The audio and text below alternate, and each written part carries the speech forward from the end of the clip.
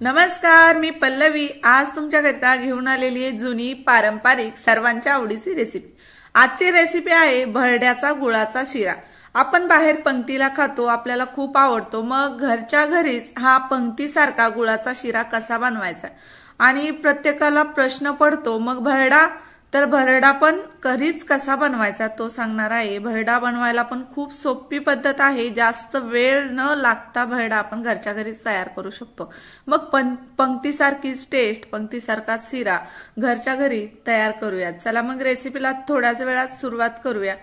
तर प्रत्येकाच्या घरामध्ये गहू असतात, माझ्याकडे गहू होते आणि असतातच दळून आणण्यासाठी। नसेल तर तुम्ही किराणा स्टोअरवरून डायरेक्ट भरडा मिळतो, नसेल भरडा भेटत तर गहू आणा, असे मिक्सरमध्ये घाला आणि त्याला मिक्सर चालू बंद करून थोडा वेळ भरडून घ्या। आता भरडा किती जाड ठेवायचा ते पण सांगणार आहे। आता फिरवून घेतल्यानंतर हे पा एवढे कण झाले पाहिजे त्याचे भरडून। आता पीठ आणि भरडा दोन्ही मिक्स आहे, तर आपण याला अगोदर गाळणीने गाळून घेणार आहोत। तुम्हाला पाहिजे तेवढा भरडा तुम्ही असा मिक्सरमध्ये फिरवून घेऊ शकता। प्रत्येकाच्या घरामध्ये मिक्सर असतंच आहे, नसेल तर तुम्ही डायरेक्ट भरडा आणून शिरा बनवा, पण तो एवढा टेस्टी लागत नाही। घरच्या भरड्याचा शिरा खूप छान लागतो।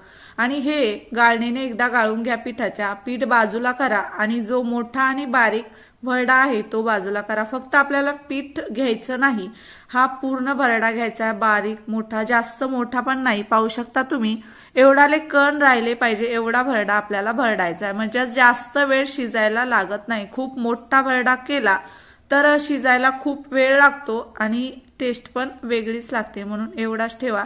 त्यानंतर एक मोठ्या आकाराची कढई घ्यायची। तुमचा भरडा जास्त प्रमाणात असेल तर मोठी घ्या, तुम्ही तुमच्या भरडा भाजता येईल एवढी कढई घ्या, त्यामध्ये तेल किंवा तूप घाला। आता मी तेल घातलंय, तुमच्याकडे साजूक तूप असेल तर साजूक तुपातला शिरा अजून चांगला लागतो।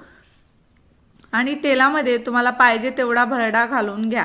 आता भरडा घातल्यानंतर सारखा हात ठेवत असा भरडा भाजून घ्यायचा आहे। तुम्ही गॅसवरती भाजलात तरीही चालतो। तुम्ही म्हणाल इथे चूल दिसते, पण हे माझ्या आईच्या घरी बनवलाय आणि आईने बनवलाय म्हणून इथे चूल दिसते। आणि त्यांच्याकडे काही कार्यक्रम, काही रेसिपी असेल एखादी मोठी, काही सणाचे वगैरे फराळाचं, ते चुलीवरच बनवल्या जातं आणि शिरा तर चुलीवरला अजून छान लागतो। मग आता आई असे सारखे हात चालू ठेवत हे भरडा भाजत होती। आता भरडा किती भाजायचा तर भरड्याला छान चॉकलेटी कलर येईपर्यंत भाजायचा। डार्क चॉकलेटी नाही बरं का, लाईट चॉकलेटी कलर आला की समजायचं भरडा भाजला। तुम्हाला मी जवळून पण दाखवते भरडा किती भाजायचा आहे तर। आणि भरडा जेवढा तुम्ही छान भाजाल, अगदी मंद आचेवर भाजायचा, जास्त फुल गॅसवर भाजू नका, कारण करपू शकतो। म्हणजे पातळ बुडाची कढई असेल तर हे पा असा एवढा भाजला की त्यामध्ये गरम केलेलं भरपूर सारं पाणी घालायचे।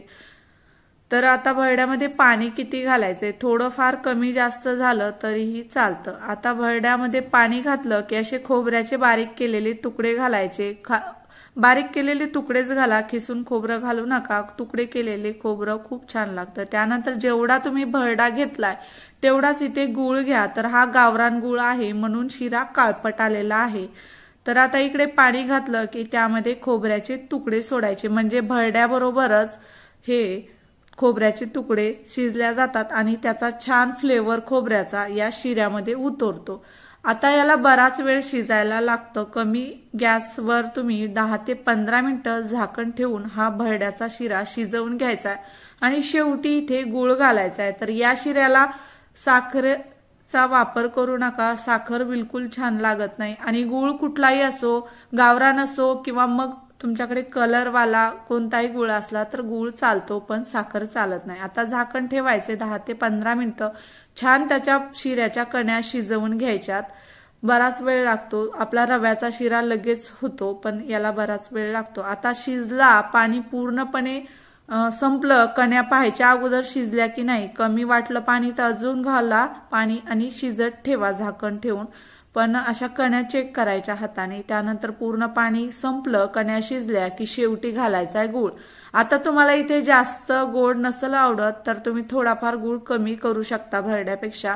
आणि जेवढा तुम्ही गोड म्हणजे भरड्या इतकाच गूळ घातला की तेवढा छान टेस्टी गुळाचा भरड्याचा शिरा गोडच छान लागतो। आता गूळ घातल्यानंतर थोडंसं त्याला पाणी सुटल्यासारखं होतं, म्हणजे शिरा जो आहे तो पातळ होतो, पण काही वेळानंतर तो कोरडा होत जातो। आता अजून थोडा वेळ झाकण ठेवा आणि शिरा छान 5 ते 10 मिनिटं अजून त्याला शिजवून घ्या। आता इथे भरड्याचा शिरा मस्त असा कोरडा होत आलेला आहे आणि छान शिजलेला पण आहे आणि तुम्हाला काळा कलर दिसतोय, तर हा गूळ बऱ्याच दिवसाचा होता आणि गावरान असल्यामुळे त्याचा कलर काळा दिसतोय।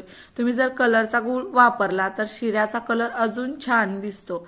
आता शिरा तयार झाला की एखादा असं ताट घ्या, ताटाला तुपाने किंवा तेलाने ग्रीस करून घ्या आणि त्यावरती हा शिरा काढून घ्या आणि थोड्या वेळानंतर आता शिरा छान सेट करून घ्यायचा आणि थोड्या वेळानंतर सेट झाला की तो वरतून असा कोरडा लागतो, म्हणजे हाताला चिटकत नाही, तेव्हा त्याच्या वड्या पाडायच्यात। आता फक्त आपल्याला सेट करायला ठेवायचं।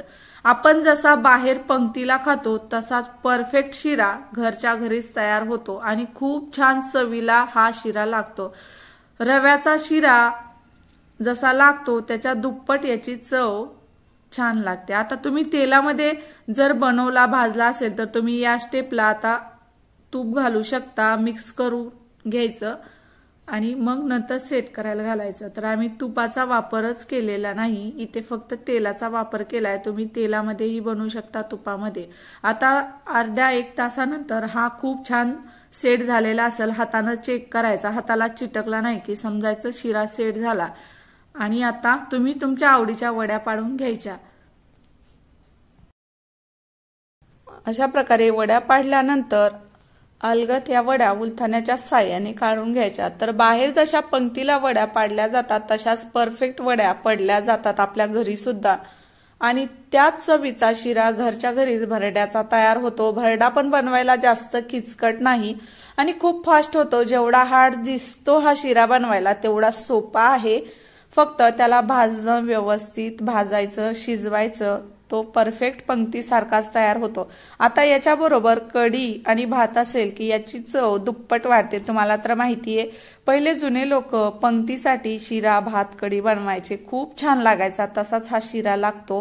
तुम्ही इथे पाहू शकता, खूप छान शायनी वड्या दिसतायत। जेवढ्या सुंदर दिसायला आहेत तेवढाच तो हा भरड्याचा शिरा टेस्टी लागतो। मग ट्राय करा एकदा ही रेसिपी आणि आवडली असेल तर जास्तीत जास्त मित्रमैत्रिणींसोबत हा व्हिडिओ शेअर करायला विसरू नका। पाहू शकता तुम्ही, खूप सुंदर असा शिरा दिसायला लागलाय आणि गुळाचा असल्यामुळे तो जास्तच चवीला छान लागतो। रव्याच्या शिऱ्यापेक्षाही हा शिरा चवदार लागतो, सर्वांनाच माहिती आहे। आणि मस्त अशा कण्या खूप छान फुगलेल्या आहेत।